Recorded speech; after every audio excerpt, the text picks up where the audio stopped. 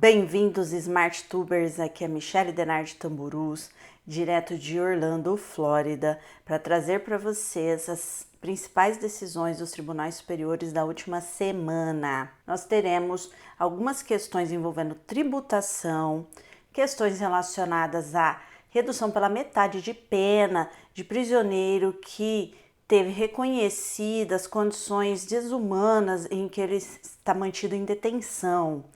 Além disso, temos também questões envolvendo inseminação artificial e ainda a responsabilidade que o proprietário do veículo tem quando ele faz a venda do veículo em relação às multas que essa pessoa que comprou venham a ter entre esse momento em que foi entregue o veículo vendido e o efetivo cadastramento para o nome do novo proprietário. E ainda questão relacionada à legalidade ou não de você cultivar cannabis sativa para fins terapêuticos e medicinais. Indenização trabalhista relacionada ao homem que foi atingido por raio. É responsável a empresa em pagar a indenização por esse motivo? Vamos checar no vídeo? Lembrando, queridos ouvintes, seguidores, inscritos no canal, que acompanham os nossos vídeos semanalmente para estarem atualizados das situações que acontecem nos tribunais e das decisões que irão impactar diretamente a vida do cidadão comum. Além disso, é importante lembrá-los também de se inscreverem no canal para não perderem as atualizações, curtirem, comentarem, compartilharem, que é muito importante para que nós possamos manter o canal e desenvolver esse conteúdo que é informativo e relevante para a sociedade, em função do caráter educacional.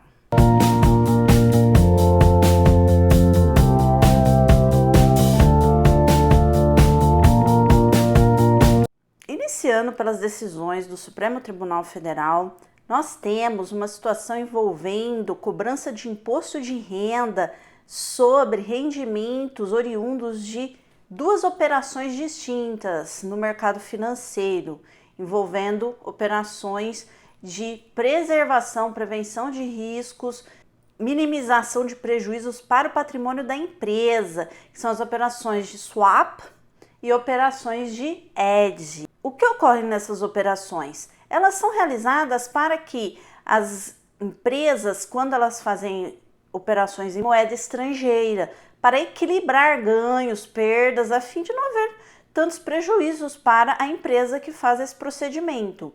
Porém, a alegação de que essa situação, que é para evitar prejuízo numa outra operação, não seria compatível com a cobrança de imposto de renda, porque não seria um rendimento, não foi aceita pelo Supremo. O Supremo afirma que são dois contratos distintos, são duas operações com objetos diferenciados e qualquer rendimento que venha desses contratos, dessas operações financeiras, irão sim corresponder a uma base como fato gerador que obriga o pagamento do imposto de renda. Tanto é assim que se não houver um lucro e sim houver prejuízo, esse prejuízo pode ser abatido do imposto de renda na contabilização final. Então, decidiu o tribunal que cabe sim a cobrança e é obrigatório o pagamento do imposto de renda. Não há nenhuma ilegalidade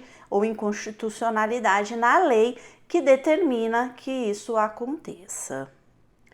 E além disso, outra questão tributária envolvendo agora os estados e o ITCMD, que é Imposto de Transmissão Causa de Mortes ou Doações, é da questões de bens no exterior ou autor da herança que vive no exterior. Eu já havia comentado em alguns vídeos anteriores que o Supremo vem trazendo decisões a esse respeito e foi confirmada a liminar dada pelo ministro de que deverá ser suspenso a arrecadação desses tributos nos estados que criaram essa possibilidade de cobrar esse TCMD sobre bens, testamento ou inventário no exterior, até que seja dado um julgamento definitivo, porque estão se questionando se o Estado pode, em competência concorrente ao ente federativo, União, criar regras que impõem a cobrança desse tributo sobre os bens dos cidadãos, no caso os brasileiros ou mesmo estrangeiro, que tenha um patrimônio no exterior e que tenha alguma vinculação com o território brasileiro também. Então, nessas circunstâncias, foi mantido ainda o Supremo ainda vai se posicionar sobre essa questão da verificação dessa possibilidade da criação das leis, mas enquanto não houver esse posicionamento, essas regras de 3 estados, sendo que o estado do Rio de Janeiro é um deles, deverá ficar suspensa. Isso porque, atualmente, o Supremo tem um posicionamento de que os estados não podem criar uma legislação de natureza plena que regulamente essa questão de cobrança do ITCMD envolvendo bens ou direitos no exterior. O Superior Tribunal de Justiça teve uma decisão inédita nessa semana referente à aplicação do princípio da fraternidade que está na Constituição, relacionada à questão das condições em que os prisioneiros condenados são mantidos nas instituições penitenciárias no país. Foi constatado que houve violação aos direitos humanos, ao princípio da dignidade da pessoa humana em relação à instituição prisional pela Comissão Interamericana de Direitos Humanos, que foi criada pelo Pacto de São José da Costa Rica, que disciplina questões de violação dos direitos humanos na América Latina. Constatado a existência dessa situação por várias reclamações, por verificação e investigação das denúncias sobre a ausência de manutenção desses prisioneiros em condições dignas de existência humana, acabou-se que foi decidido que a pena desses prisioneiros deve ser reduzida à metade, ou seja, se ele foi condenado a 10 anos, deverá ficar 5 anos preso, em função dessas condições. Sendo que isso só não se aplicará a crimes cometidos de natureza violenta, crimes contra a vida, integridade física e crimes sexuais. E aí fica sempre uma situação, né, que nós podemos refletir. Ora, é muito interessante esse posicionamento, porém, quais são as medidas efetivas de ressocialização que estão sendo aplicadas no sistema prisional? Porque quanto de reeducação para preparar para reinserir esse indivíduo foi tomada nessas unidades prisionais? Tem várias soluções que podem ser tomadas, porém, eu entendo que é importante uma decisão dessa natureza, porém, só reduzir o tempo dessa pessoa que está aprisionada em condições degradantes vai melhorar o sistema prisional, efetivamente? Então, eu acredito que deveriam se tomar efetivamente medidas para fazer com que esse indivíduo, que em algum momento da vida dele entendeu que ele não é parte da sociedade, por isso que ele se torna um risco à sociedade, ser trazido de volta à sociedade, se sentir aceito. Isso é reintegrar o indivíduo à sociedade. Você retira ele da sociedade porque ele está representando um risco à harmonia social, porém, você cria condições para que quando ele sair de lá, ele saia do sistema prisional melhor do que ele entrou, ou aceito como uma pessoa que faz parte da sociedade. Então, exige-se uma reforma bastante importante, que eu não sei se alguém vai ter coragem de fazer isso, né? Porque você vai ter que reeducar esse indivíduo, você vai ensinar um trabalho para ele, você vai remunerá-lo pelo trabalho dele. Lógico que você não dá o dinheiro para ele lá dentro da cadeia, mas você cria uma poupança e deposita o dinheiro que corresponde ao trabalho dele, e quando ele sai do sistema prisional, além dele ter um ofício, ele também vai ter recursos financeiros para retomar a sua vida em sociedade, que por algum motivo houve um desequilíbrio, ele acabou sendo retirado da sociedade para isso. Então, eu acredito que medidas assim são bem mais efetivas do que se reduzir pela metade a pena dele e mantê-lo naquele sistema em condições degradantes, não é? E lembrando, pode aparecer alguém aqui para criticar. Ah, mas você está falando isso, vai tirar trabalho de um trabalhador honesto, um cidadão honesto, direito de bem. Veja, esse cidadão, trabalhador honesto, direito de bem, vai continuar trabalhando o que ele estiver trabalhando, porque não é tudo que um prisioneiro vai estar apto a fazer ou a trabalhar naquela atividade, primeiro. Segundo, esse mesmo cidadão, ele gostaria de ter segurança para ele e para a família dele, para ele andar na rua com a família dele, com um relógio, eventualmente, que ele comprou, ou o mesmo celular, e não perder a vida por causa do celular, por exemplo. É isso que eu acredito que esse cidadão honesto e trabalhador deveria estar preocupado. Então, eu acho que esse discurso tem que ver quem que tá, tem que conversar com esse cidadão trabalhador honesto. Existe o problema e você tem que solucionar. Não adianta reclamar sobre as possíveis soluções, você tem que aplicar a solução que melhor se adequa à manutenção da sociedade civilizada. Agora, uma outra questão envolvendo aqui inseminação artificial de uso de embrião que foi congelado e pretende-se utilizá-lo após o falecimento do doador desse material genético. A questão aí envolveu a necessidade ou não de uma manifestação expressa por escrito, sem nenhuma dúvida de que a vontade daquele homem falecido era de que aquele material genético pudesse ser utilizado após a morte dele para vir a gerar uma nova vida, um bebê. E nesse caso em questão, houve uma contratação com o hospital que mantém esse material genético congelado e se estabeleceu que a guarda sobre esse material ficaria para o cônjuge sobrevivente. Mas não foi dito nada ali que isso poderia ser utilizado para fins de inseminação.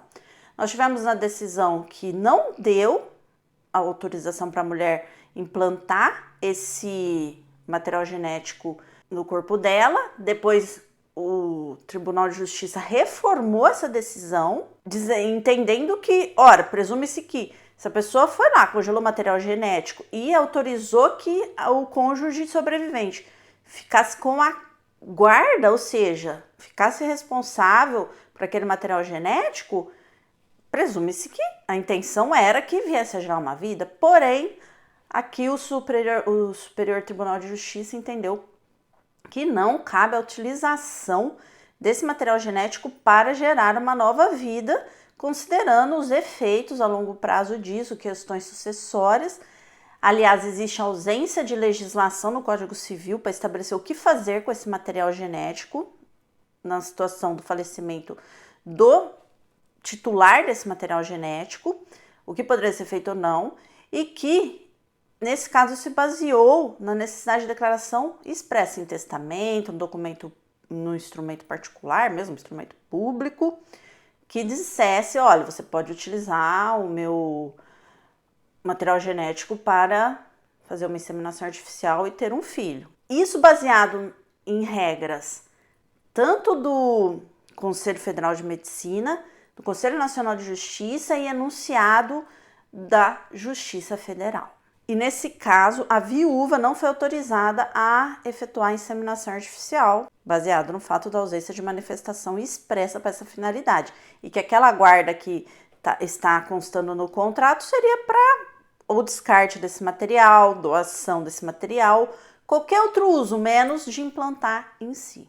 Dando continuidade à verificação das decisões dos tribunais superiores, nós temos agora o Tribunal Superior do Trabalho, que decidiu em relação a um homem que foi atingido por um raio, de que a empresa deveria indenizá-lo em mais de R$400 mil em perdas materiais e morais, em função da perda que esse homem teve, sequelas que o afetaram para o resto da vida.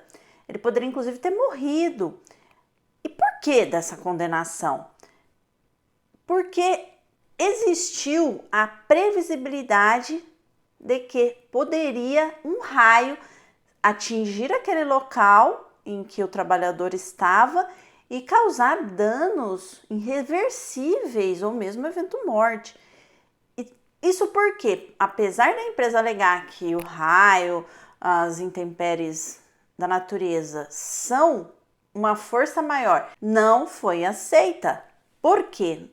O local é considerado um local em que há incidência de raios com bastante regularidade e houve também um alarme que determinou que todos os funcionários saíssem do campo de trabalho naquela construção, que o local era uma obra, e que esses funcionários saíssem daquele local em função das condições climáticas. Porém, esse funcionário não estava entre esses outros trabalhadores e a empresa falhou em verificar onde estava esse funcionário e prevenir que estivesse alguém lá na hora da tempestade ou da alteração climática. Então, existia previsibilidade.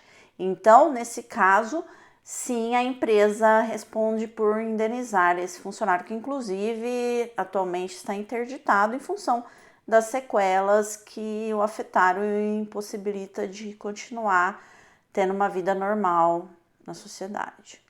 Outra decisão importante do Tribunal Superior do Trabalho se refere à anulação de multa aplicada em usina que havia sido considerada como responsável por prática de ato ilícito de terceirização. Desde 2011, a empresa vem discutindo a questão da ilegalidade na aplicação dessa multa, já que esses mais de 1.000 trabalhadores que estariam naquele local de trabalho em forma de condomínio, eles são contratados de uma empresa e essa empresa fez um acordo com a usina para a prestação de serviços, onde esses funcionários têm vínculo de subordinação com a empresa contratante e não com a usina, que é quem contratou, com essa empresa que tem a responsabilidade do vínculo de emprego com esses funcionários. Então, houve o reconhecimento da ausência de ilegalidade nessa situação e a terceirização foi considerada lícita e a multa foi afastada. E agora, uma decisão referente a questões de relação de trabalho, mas agora relacionadas à aposentadoria, em que foi reconhecido pelo Tribunal Regional Federal da Terceira Região condições especiais de tempo de trabalho, considerando a exposição desse trabalhador a condições de periculosidade e insalubridade que autorizariam que esse trabalhador se aposentasse com um tempo de serviço mais curto, um tempo de serviço reduzido, justamente porque ele estava prestando serviços enquanto contratado de uma distribuidora de gás. Portanto, o INSS foi condenado a conceder a aposentadoria. E agora, encerrando nossa incursão pelas decisões dos tribunais superiores, nós temos as decisões do Tribunal de Justiça do Estado de São Paulo. Vamos começar por uma decisão relacionada a um pedido de indenização do ex-marido contra a sua ex-mulher, que fez comentários nas redes sociais de natureza ofensiva contra o ex-marido. No caso em questão, não foi reconhecida a existência de dano moral para o ex-marido dessa mulher, porque o Tribunal de Justiça entendeu que, na verdade, a mulher estava fazendo um desabafo em função de situações envolvendo a questão do relacionamento do casal e do desamparo financeiro e emocional que, eventualmente, esse ex-marido estaria promovendo em relação aos filhos que o casal tem em comum. Então, nessa situação, o Tribunal Superior reconheceu que não há para o homem direito ao recebimento de indenização. Agora temos uma decisão relacionada à matrícula de um estudante que foi aprovado em vestibular de uma universidade privada antes de concluir o ensino médio. Nesse caso, o Tribunal de Justiça reconheceu o direito desse jovem, inclusive foi apresentado lá do médico que atesta ser esse estudante detentor de capacidades acima da média considerada, ou seja, ele é superdotado em termos de inteligência e nessas circunstâncias o tribunal afastou por antecipação de tutela a proibição de matrícula desse jovem. Naturalmente que quando a gente fala em antecipação da tutela, quer dizer que o processo principal continua. Porém, nesse caso, pelo perigo da demora na solução da questão, de dano irreparável que possa ser causado a esse jovem, foi autorizado que ele inicie os seus estudos na universidade.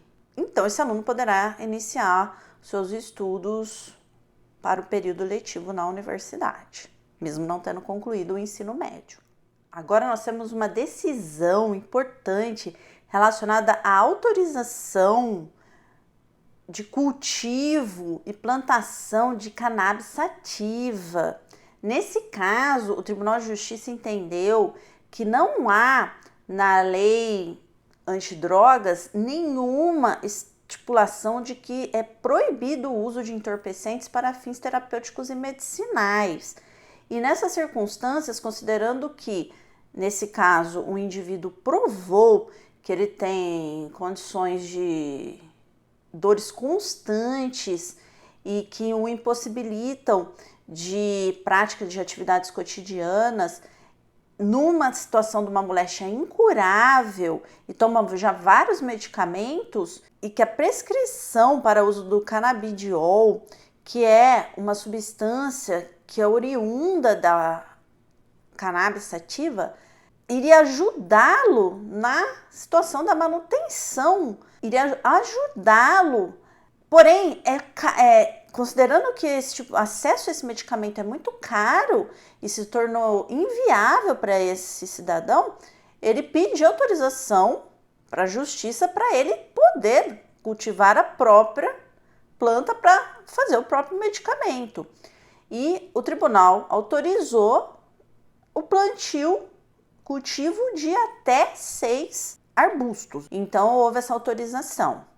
Eu só tenho aqui uma observação a fazer. A lei antidrogas, ela não estabelece nenhuma lista de produtos que são considerados produtos para fins de criminalização, punição e prisão. É uma portaria do governo federal que vai estabelecer quais são as substâncias que estão nessa lista e que devem ser consideradas para fins da lei antidroga. Então, eu agradeço. Então, vamos ver as próximas.